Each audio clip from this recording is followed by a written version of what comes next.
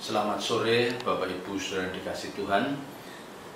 Hari ini Selasa 19 Januari 2021. Mari kita persiapkan setiap hati kita untuk kita mendengar kebenaran firman Tuhan. Mari kita berdoa.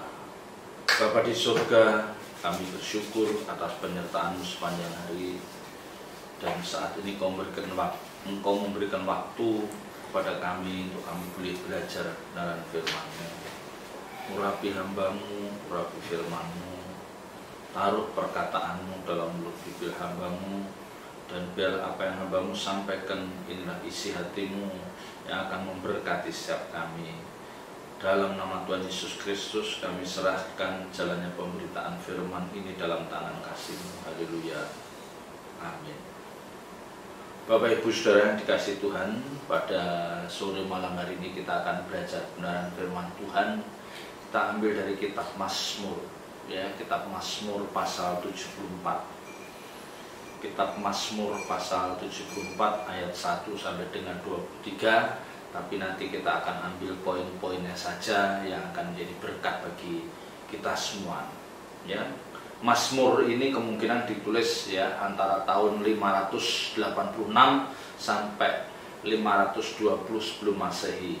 Ya, jadi kitab Mazmur yang ini pasal 74 ini mungkin diperkirakan sesudah keruntuhan Yerusalem, ya. Tetapi sebelum bait suci itu dibangun kembali. Dan kemungkinan ini juga ya sebelum Nabi Hagai dan Zakaria, ya, sebelum Nabi Hagai dan Zakaria yang sering dikatakan bahwa saat itu tidak ada lagi Nabi Tuhan, ya. Mazmur 74 ini dibagi dalam beberapa bagian yang masing-masing bagian ini akan memiliki pesan yang penting untuk kita, kesan yang penting yang memberikan pelajaran rohani bagi kita yang sangat berharga, ya. Yang pertama kita lihat ayat 1 sampai dengan 3, ya.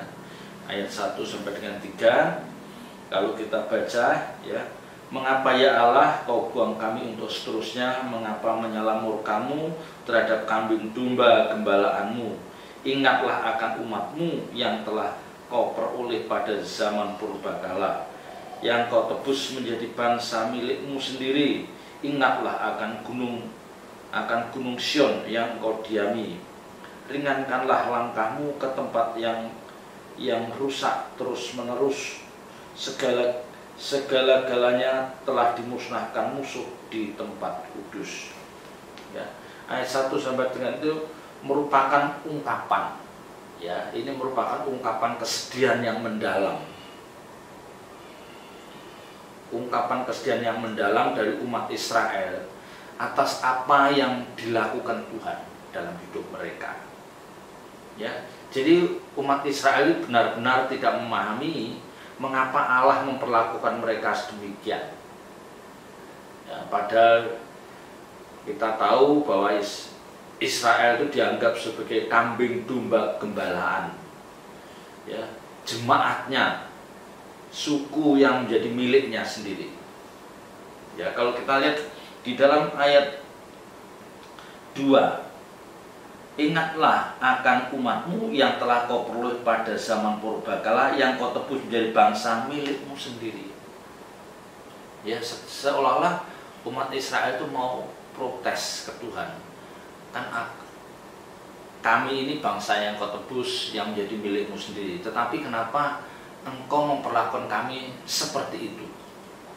Ya, jadi kalau kita lihat ayat yang pertama, mengapa ya Allah kau buang kami untuk seterusnya, mengapa menyala murka-Mu terhadap kambing domba gembalaanmu?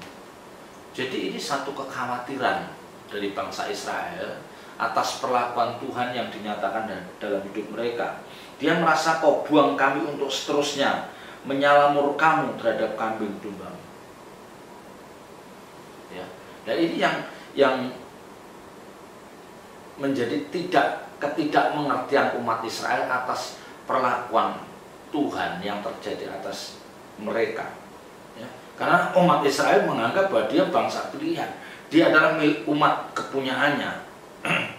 Ya. Tapi dari hal ini kita melihat mengapa Allah itu menolak. Ya. Mengapa Allah itu menolak? Ya. Maka Israel memohon kiranya Tuhan mengingatnya. Ya. Israel setengah memohon pada Tuhan itu mengingatnya dan mau melangkahkan kakinya untuk menjenguk ke Gunung Sion, tempat kehadirannya yang saat ini tinggal puing. Ya, kalau dikatakan ringankanlah langkahmu ke tempat yang rusak terus menerus, segala-galanya telah dimusnahkan musuh di tempat kudus. Ya, jadi ini pernyataan umat Israel kepada Tuhan yang mengatakan, Tuhan ingatlah, ringankanlah langkahmu untuk melawat aku. Gitu. Ya, tentu pasti ada sebabnya mengapa Tuhan memperlakukan bangsa ini seperti itu. Nah, ini pelajaran yang terbaik bagi Bapak Ibu Saudara dan saya. Kita ini memang umat tebusan, ya dikatakan umat pilihan yang ditebus lewat korban Kristus di kayu salib. Tetapi bukan berarti kita bisa menggelar hidup semau kita. Bukan berarti kita itu bebas-bebasnya melakukan apapun. Ya, tetap ada koridor tatanan Allah yang harus kita pahami dan harus kita patuhi. Ya, jangan kita itu merasa sebagai umat kesayangan. Ya, tetapi kalau itu memang benar, tetapi kalau kita hidup tidak seturut jalur Tuhan, ya mungkin Tuhan akan bisa memperlakukan kita seperti Tuhan memperlakukan bangsa Israel ini. Coba kalau kita lihat di ayat 4 ya.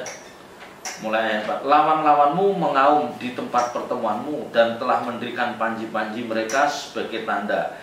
Kelihatannya seperti orang mengayunkan tinggi-tinggi sebuah kapak kepada kayu-kayuan yang lebat, dan sekarang ukir-ukirannya seluruhnya dipalu mereka dengan kapak dan beliung. Mereka menyulut tempat kudusmu dengan api, mereka menajiskan tempat kediaman namamu sampai pada tanah. Ya, ini menunjukkan bagaimana pemazmur itu melukiskan penderitaan bangsa itu. Dia menggambarkan penderitaan bangsa Israel dan bagaimana perlakuan para musuh itu terhadap mereka. Ya, perlakuan para musuh itu terhadap mereka yang digambarkan seperti singa yang mengaum. Ya, jadi bangsa ini musuh Israel ini sangat menginginkan kematian mereka. Ya, dan mereka benar-benar memperlakukan tempat kudus Tuhan itu dengan tidak pantas. Kalau kita lihat ayat 4 sampai dengan 7 itu. Ya, jadi tujuan akhir dari semua tindakan lawan itu adalah untuk memusnahkan bangsa Israel dari muka bumi. Kalau kita lihat ayat 8a, mereka berkata dalam hatinya, baiklah kita menindas mereka semuanya. Jadi ada niat dalam hati mereka, musuh bangsa Israel itu, bahwa mereka akan menindas, ya, akan menindas mereka semuanya. Mereka membakar segala tempat pertemuan Allah di negeri. Jadi bagaimana lawan-lawan Israel itu memperlakukan bangsa itu sedemikian rupa, ya, yang sangat-sangat membuat bangsa itu menjerit. Ya. Seringkali Bapak Ibu Saudara dan saya sebagai orang percaya diperhadapkan hal yang sama. Ya, ada kalanya kita dibela Tuhan, tapi ada kalanya kita dibiarkan, ada kalanya kita diizinkan, dikondisikan sedemikian rupa sehingga kita benar-benar menjerit dan kita hanya berharap pada Tuhan. Ya. Nah, tentu kalau hal ini terjadi dalam kehidupan Bapak Ibu Saudara dan saya, marilah kita introspeksi. Kenapa keluarga rumah tangga saya ini kok tidak pernah lepas dari segala masalah? Ya, tidak pernah lepas dari segala problem yang berat. Semua ini seperti dihadirkan Tuhan dalam hidup kita, orang percaya. Ya, ternyata kalau kita melihat Mazmur 74, bangsa Israel pun pernah mengalami hal seperti itu. diizinkan Tuhan untuk benar-benar mereka mengalami penderitaan oleh perlakuan lawan-lawannya. Ya. Ayat 9, tanda-tanda kami tidak kami lihat, tidak ada lagi nabi dan tidak ada di antara kami yang mengetahui berapa lama lagi. Jadi dikatakan ayat 9, tidak adanya nabi. Ya, nggak ada tanda-tanda ada nabi. Nabi itu sering dikatakan sebagai sosok yang membawa pesan Tuhan. Nah ini nggak ada sosok yang membawa pesan Tuhan, itu nggak ada, sehingga umat Israel itu tidak mengetahui sampai kapan hal ini akan berlangsung. Ya, jadi ketiadaan nabi ini menyiratkan tidak adanya pertolongan dari Allah. Ya. Tidak adanya nabi ini menyiratkan bahwa tidak adanya pertolongan dari Allah, sehingga para musuh umat Israel itu makin menjadi dalam mencela dan menista nama Tuhan. Jadi para musuh itu tahu bahwa tidak ada nabi yang dikirim Tuhan untuk mendampingi umat Israel ini. Ya, kalau di ayat 10 dikatakan, berapa lama lagi ya Allah lawan itu mencela dan musuh menista namamu terus menerus. Jadi sepertinya bangsa Israel itu cukup frustasi dengan perlakuan para musuhnya itu. Dia mencela, dia menista nama Tuhan. Padahal ini satu hal yang paling tidak diingini oleh bangsa Israel. Jangan ada bangsa lain yang mencela atau menista nama Allah Israel ini. Ya. Tapi kenyataannya Tuhan seperti diam. Ya. Jadi ini keluhan umat Israel yang sangat kuat. Sampai dia katakan, ya, ini ditunjukkan dengan kalimat yang mengatakan berapa lama lagi hal ini harus terjadi. Ya.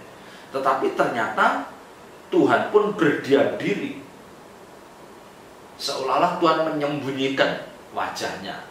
Dia memalingkan wajahnya dari umat ini dan tidak berbuat apapun bagi umat Israel ini. Ya. Sementara musuh dikatakan mengangkat tangan, merusak tempat kediaman Allah, menindas umat itu, serta menista nama Allah Israel. Tetapi justru Allah bersembunyi atau menyembunyikan tangan kanannya yang penuh kuasa itu. Allah Israel tidak berbuat sesuatu untuk membela umatnya. Ya, kalau kita lihat di ayat 11, mengapa engkau menarik kembali tanganmu? Menarik kembali tanganmu artinya apa? Allah tidak bertindak, Allah tidak mengulurkan tangannya untuk menolong bangsa itu. Ya. Mengapa engkau menarik kembali tanganmu, menaruh tangan kananmu di dada? Jadi seperti enggak melakukan apa-apa. Ya, seperti enggak melakukan apa-apa. Nah ini tragisnya, ironisnya bangsa Israel ketika saat itu nabi pun tidak ada. Ya, yang dikatakan tadi tidak ada lagi nabi dan tidak ada di antara kami yang mengetahui berapa lama lagi. Ya, karena tidak ada nabi, tentu nggak ada orang yang tahu berapa lama lagi. Karena kalau di tengah-tengah mereka ada nabi, pasti Tuhan menyampaikan pesan lewat nabi itu. Ya, jadi ini benar-benar yang membuat bangsa Israel itu dalam tekanan yang amat sangat. Dia harus menyaksikan. Ya, kalau kita lihat di ayat 5, kelihatannya seperti orang mengayunkan tinggi-tinggi sebuah kapak kepada kayu-kayuan yang lebat. Ya, itu menunjukkan bahwa penindasan yang dilakukan musuh orang Israel itu begitu kuat. Ya, jadi mengalami aniaya yang berat. Dan sekarang ukirannya seluruhnya dipalu mereka dengan kapak dan beliung. Mereka menyulut tempat kudusmu dengan api. Mereka menajiskan tempat kediaman namamu sampai pada tanah. Mungkin bangsa Israel tidak pernah sebelumnya tidak pernah melihat perlakuan para musuhnya itu seperti ini. Disinilah jeritan bangsa Israel ini. Tetapi ayat 11 tadi katakan bahwa Tuhan tidak bergeming Mengapa engkau menarik kembali tanganmu? Artinya, mengapa engkau tidak memberikan pertolongan? Ya. Dan ini juga bisa terjadi pada kehidupan Bapak Ibu Saudara dan saya, orang percaya yang hidup dalam zaman kemurahan ini. Ya, seringkali kita mendapatkan pencobaan, kita menghadapkan ujian berat itu tidak henti-hentinya. Ya, pada saat yang sama kita melihat sepertinya Tuhan bersembunyi, sepertinya Tuhan memalingkan wajahnya dari kita. Nah, ini tentu ada satu pesan yang kuat yang harus ditangkap oleh orang percaya. Ya, karena perjalanan hidup kita tidak selamanya mulus, tidak selamanya seperti yang kita inginkan. Tuhan seringkali membawa kita jalan, ya, menurunin lembah, ya, mendaki bukit, menyeberang lautan, dan kita harus siap dituntun Tuhan kapanpun, dalam cuaca apapun kita harus siap. Ya, Tuhan mengajar kita melalui jalan-jalannya. Tentu melalui apa yang dilakukan Tuhan itu, yang diinginkan Tuhan adalah kita mengenal, kita memiliki pengenalan yang lengkap terhadap Allah Tuhan kita yang kita sembah. Ya, kalau orang itu, kalau ada anak yang selalu dimanja oleh orang tuanya, dia tidak akan mengenal orang tuanya itu dengan lengkap. Ya, sekali waktu dia harus dibentak, dimarahin, ya, diberikan sanksi. Jadi dia mengerti, dia mengenal, oh ayah saya itu nggak senang, orang tua saya nggak senang kalau saya melakukan ini. Ya, jadi tahu. Ya, sama cara Tuhan mendidik umat Israel itu seperti itu. Bukan kok Tuhan tidak mampu menolong umat Israel ini, bukan kok tidak mampu, tetapi Tuhan memang tidak mau mengulurkan pertolongan atas bangsa ini. Ya. Nah, ini ketika orang percaya mengalami hal ini, ya, ketika orang percaya mengalami hal ini, satu hal yang penting yang harus ada dalam diri Bapak Ibu Saudara dan saya adalah jangan kita menaruh curiga terhadap Tuhan. Ya, jangan kita menaruh curiga terhadap Tuhan. Sekalipun kita tidak merasakan pertolongan Tuhan. Sekalipun kita dalam keadaan kesesakan, dalam keadaan menderita yang amat sangat. Tapi jangan pernah kita menaruh curiga, menyangsikan kasih Tuhan. Jangan pernah. Ya. Ayat 12. Namun engkau, ya Allah, adalah rajaku dari zaman purbakala yang melakukan penyelamatan di atas bumi. Ya. Tapi bagaimanapun juga Israel mengakui, engkau ini Allahku, rajaku dari zaman purbakala. Ya, jadi ucapan itu keluar dari mulut bangsa itu dengan tulus. Engkau Allahku, engkau rajaku dari zaman purbakala. Jadi umat Israel itu tidak melupakan kebaikan Tuhan yang selama ini dia rasakan. Ya. Engkaulah yang membelah laut dengan kekuatanmu, yang memecah kepala ular-ular naga di atas muka air. Engkaulah yang meremukkan kepala-kepala lewiatan, yang memberikannya menjadi makanan penghuni-penghuni padang belantara. Ya. Jadi ini pengakuan, ini keyakinan umat Israel bahwa Allah ini adalah rajaku dari zaman purbakala. Ya. Jadi sekalipun dalam keadaan seperti itu, ya, dia belum menerima, dia belum merasakan pertolongan dari Tuhan. Tetapi bangsa Israel ini tidak berpaling dari Allahnya. Dia tetap ingat, dia adalah Allah yang melakukan penyelamatan di atas bumi. Ya. Dan umat Israel ingat akan kuasa yang telah ditunjukkan oleh Allah pada waktu-waktu yang lampau. Ya, ini mungkin dalam hati bangsa Israel itu juga berkecamuk, ya. Di satu sisi umat Israel belum atau tidak memahami apa yang dilakukan Allah atas hidup mereka. Tapi di sisi lain mereka menyaksikan perbuatan tangan Allah ini yang ajaib, yang olehnya mereka tidak berpaling dari Allah, ya, dari Allah mereka. Tapi dia belum mengerti kenapa ya kok saya dibiarkan, ya, diberlakukan seperti ini oleh musuh-musuhku. Padahal kalau saya mengingat Allah itu Allah yang dahsyat, mampu melakukan segala perkara. Ini ayat 13, 14, 15 itu kan menunjukkan bagaimana karya Allah di masa-masa lampau yang sangat luar biasa.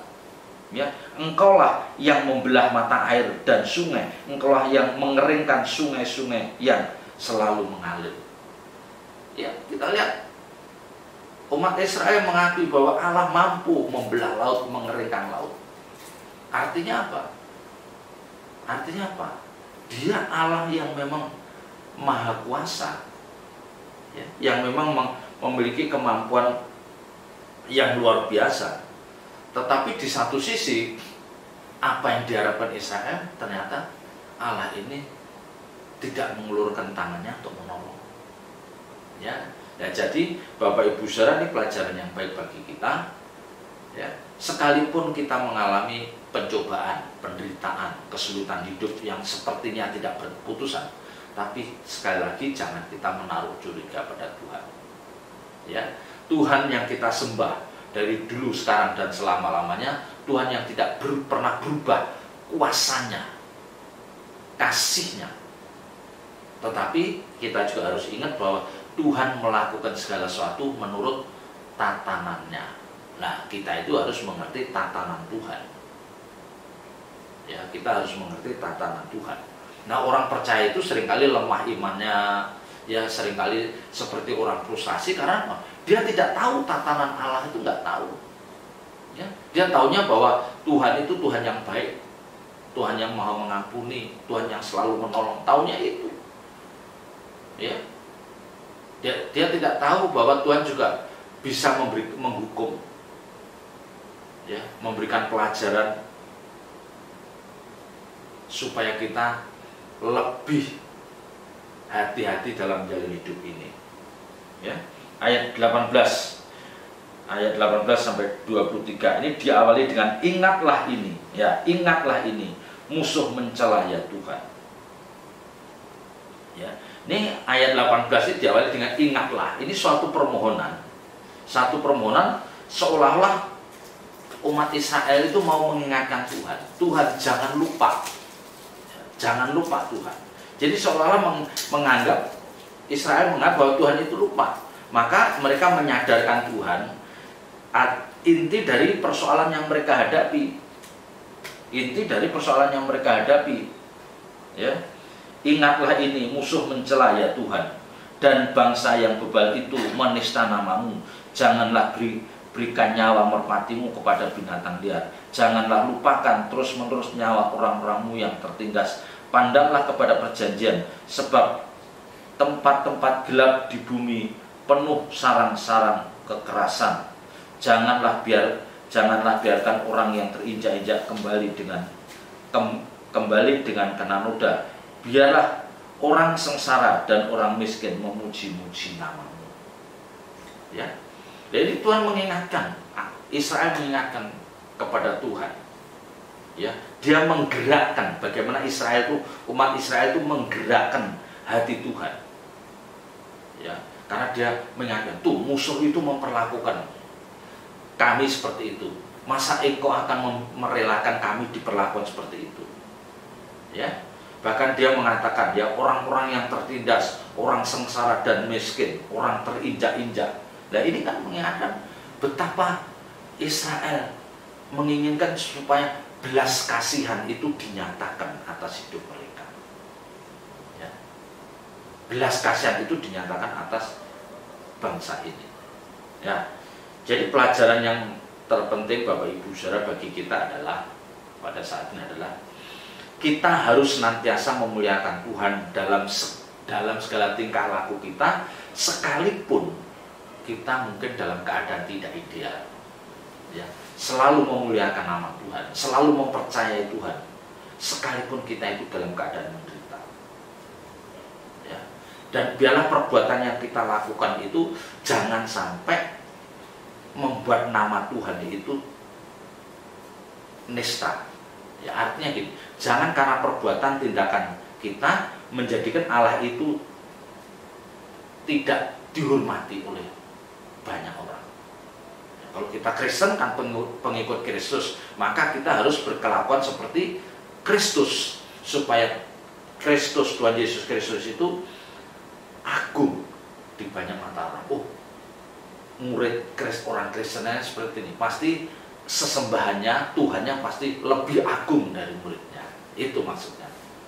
Ya, kalau kita berantakan, hidup kita nggak jelas, karakter kita jelek, mereka loh muridnya aja gini, jangan-jangan Tuhannya juga nggak beda jauh dari mereka. Nah, yang kedua, manusia kadang-kadang mengalami kegelapan iman. Dari siapapun kita, seringkali kita mengalami kegelapan iman. Artinya apa?